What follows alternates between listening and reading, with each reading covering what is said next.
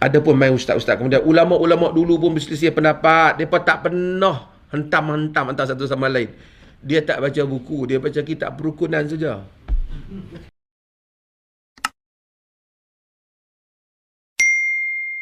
Jadi soalannya, kita nak minta Datuk ceritakan apakah sebenarnya realiti pertembungan di kalangan ulama. Kita tahu, kita terlalu banyak memberi wajah yang bersih dan suci terhadap pertembungan itu, sehingga kita menganggap bahawa, ramai yang menganggap bahawa sebenarnya perbezaan mereka ni tak ada apa. Mereka menghormati, mereka berbeza sedikit, perkataan mereka cantik. So kita tak nak jawapan tu. Jawapan tu kita semua tahu. Tak nak sugar coating. Kita nak tahu Datuk kalau boleh sampaikan kepada kita, apakah realiti sebenar cara ulama menguruskan perbezaan dan apa yang kita kena buat. Terima kasih banyak. Ini satu soalan yang penting. Kita hormati para ulama yang lepas, tapi kita kena tahu mereka juga insan. Hakikat sejarahnya, di samping ramai yang baik, jujur, bukan jujur, bertolak ansur dalam perbezaan, tetapi tak boleh dinafikan juga ramai yang sebenarnya apabila bersisih pandangan pada zaman yang dulu, juga bukan sedikit mereka punya cantas mencantas itu. Sehingga para ulama mengeluarkan satu perkataan. Ulama hadis kata, kalamul aqran yutwa wala yurwa.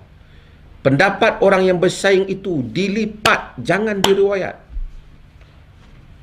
Saya sebut beberapa contoh, kan. Imam Syafi'i, ambil Imam Syafi'i, ditulis tentang Rihlah ila Rasyid. Buku-buku yang ditulis kononnya Ahmad Hasan Asy-Syaibani ni menzalimi Imam Syafi'i dan seumpamanya. Yang tulis itu ialah pro daripada anak murid yang pro di kalangan aliran yang pro Syafi'i. Tak apalah, mungkin kita kata mereka ni lemah. Dan Imam Malik, dia berselisih dengan Muhammad ibn Ishaq. Muhammad ibn Ishaq adalah rawi yang kita baca kitab sirah Muhammad ibn Ishaq. Melaluinya datang Ibn Hisham mengambil banyak riwayat. Imam Malik kata kepada dia Dajjal. Dia kata, "Wa mari kitab Muwatta Malik, ana tabibuh, akulah tabib dia."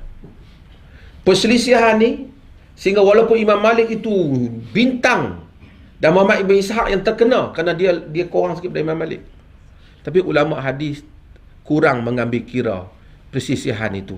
Mereka kata kedua-duanya macam dah terlepas. Imam Malik pun pukul sakan, Muhammad bin Ishaq pun kadang pukul lebih juga. Padahal dua-dua tu imam hebat. Az-Zahabi tulis tentang persisihan Imam Syafi'i dengan pengikut Malik di Mesir. Sehingga Az-Zahabi kata, semoga Allah ampun dua-dua pihak. Hebat bersaing. Imam Syafi'i anak murid Imam Malik. Bila dia pergi ke Mesir, anak murid Imam Malik sana sambut dia sebagai anak murid besar Imam Malik. Bila dia duduk di sana, dia mula berfatwa dengan fatwa yang bercanggah dengan pandangan Malik. Dia berjumpa dengan anak murid Al-Laits bin Sa'ad. Al-Laits bin Sa'ad adalah tokoh ilmuwan yang ada mazhab. Yang tapi mazhab dia tak besar, sebab tu kita orang awam tak apa tahu. Tapi dia pernah menulis surat pada Imam Malik mengkritik pandangan Imam Malik tentang amalan ahli Madinah. Imam Syafi'i dengar fatwa-fatwa anak murid Laits melalui anak murid dia. Kata Imam Syafi'i, wal Laitsu afqah min Malik. Dan Laits itu lebih faqih daripada Malik. Kemudian berlaku persaingan yang sengit, sehingga kata Imam Az-Zahabi, semoga Allah mengampunkan kedua-dua pihak. Kemudian berlaku, tadi disebut Al-Imam Ibn Al-Arabi, hebat Ibn Al-Arabi, tulis Ahkamul Quran, tulis banyak kitab-kitab dia yang hebat. Dan tapi bila dia mengkritik Abu Muhammad Ibn Hazmin Al-Andalusi dengan kritikan bodoh, sesat dan seumpamanya, ulama-ulama yang datang kemudian menyatakan tak sepatutnya dia kritik demikian, kerana Ibn Hazmin itu lebih besar daripada apa yang dia kata, daripada diri dia sendiri. Walaupun Ibn Arabi itu ulama besar, banyak insafnya bila dia tulis tempat lain, tapi bila dia tulis tentang Ibn Hazmin, dia tidak nampak keinsafan bila dia tulis. Az-Zahabi mengkritik perkataannya.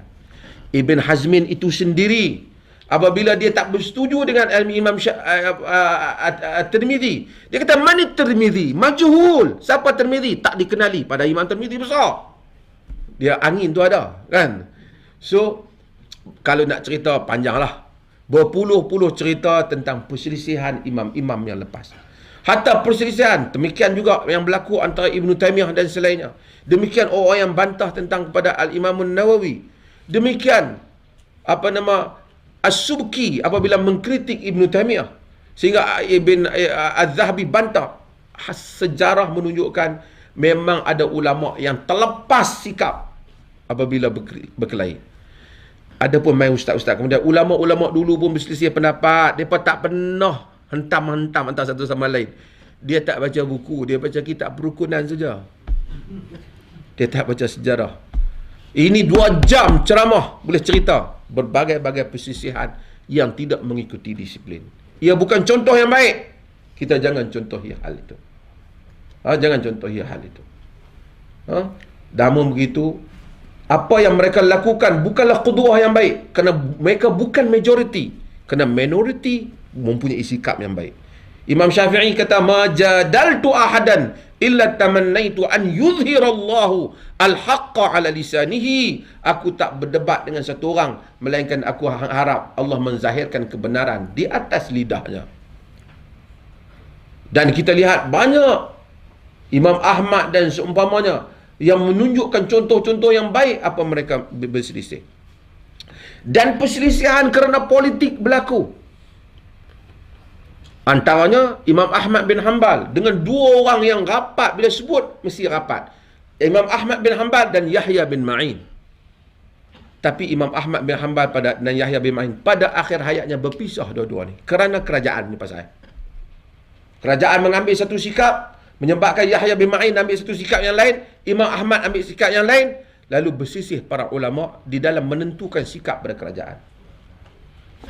Al-Imamul Bukhari, dalam hayat dia dituduh sesat. Dia mati dalam keadaan dituduh sesat. Buku dia diterima dengan hebat selepas daripada itu. Semua ulama-ulama Razian, Abu Zur'ah Ar-Razi dan Abu Hatim Ar-Razi menyatakan wal Bukhari dhaif. Bukhari itu dhaif. Maka kata wa fihi mas'alatul lafz, padanya ada masalah lafaz, iaitu masalah qara'ul Quran. Sebab apa? Muhammad bin Yahya Az-Zuhli, alim besar yang dianggap jago ilmu di dalam jarh wa ta'dil pada zamannya, telah menghentam Al-Bukhari. Hentam Bukhari. Dan Bukhari akhirnya dia terpaksa keluar daripada Naisabur. Sehari dia balik Naisabur, penuh orang, tak pernah dilihat dalam sejarah. Berkilometer sambut dia. Zaman tu bukan ada WhatsApp dengan internet lagi apa. Bukhari nak balik, buat poster, tak ada. Tapi akhirnya dia dibuang daripada Naisabur. Dia pergi ke Bukhara, dia nak pergi mengajar di sana, dia tak dibenarkan. Kerana Khalid Az-Zuhli yang Khalid bin Yahya Az-Zuhli yang merupakan 2 beradik dengan Muhammad bin Yahya menjadi gubernur di sana, dia tak bagi tauliah pun tak boleh mengajar. Sejarah persisihan para ulama bukan sedikit. Tu tak cerita lagi Muhammad bin Abi Du'ad yang merupakan qadhi qudah Baghdad yang menghukum Imam Ahmad sebat keliling Baghdad kerana berbeza pendapat dengan pemerintah. Ini adalah sejarah hitam yang kadang-kadang bila orang baca sejarah, mereka kata sejarah ni semuanya baik dah. Ulama tetap manusia. Ada yang baik dalam hidup yang baik itu, mesti ada benda yang kurang. Kita jangan ambil yang kurang tu contoh, kita ambil yang baik itu.